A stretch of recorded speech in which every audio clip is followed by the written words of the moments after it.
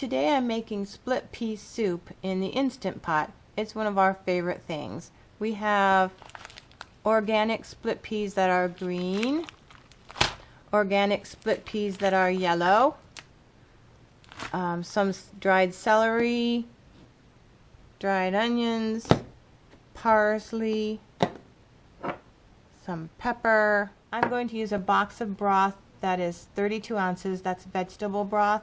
And then a can of chicken broth. I don't have any cans of vegetable broth. I usually use one box plus one can, and then I use 1 cup dried of each of the beans. I'm also going to chop up a couple of carrots. This is 1 cup of the green split peas. I'm going to rinse them really well with this, and then just dump them in the Instant Pot. And this is 1 cup of the yellow split peas. Same thing, I'm going to rinse them really well and dump them in the pot.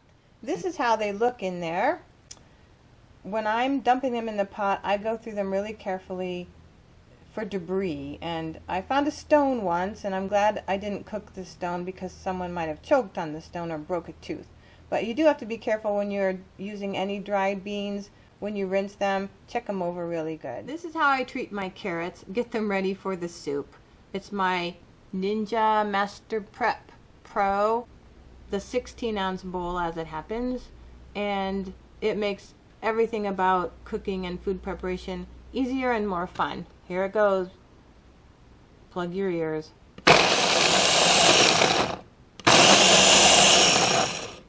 And that's it, they go in the pot. This is what it looks like.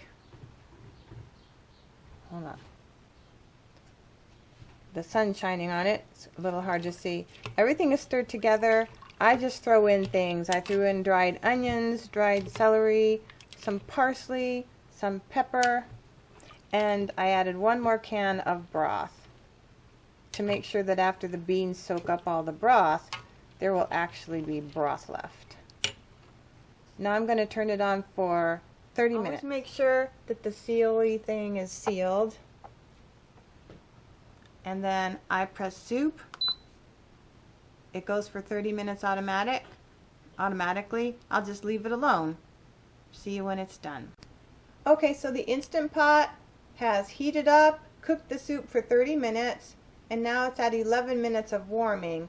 So we're hungry, it's lunchtime. I'm going to show you what happens in case you've never done this before. If you want a quick release, I just throw a towel over it. And you can see what happens. It'll take a few minutes to all be released, and then I'll open her up. Here it is. It's all done. It is honestly just delicious looking. It is beautiful soup. It's very wholesome.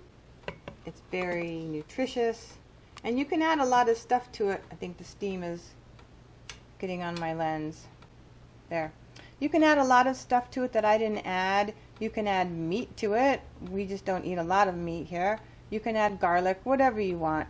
The best thing about the Instant Pot is you can put almost anything in there and it makes soup.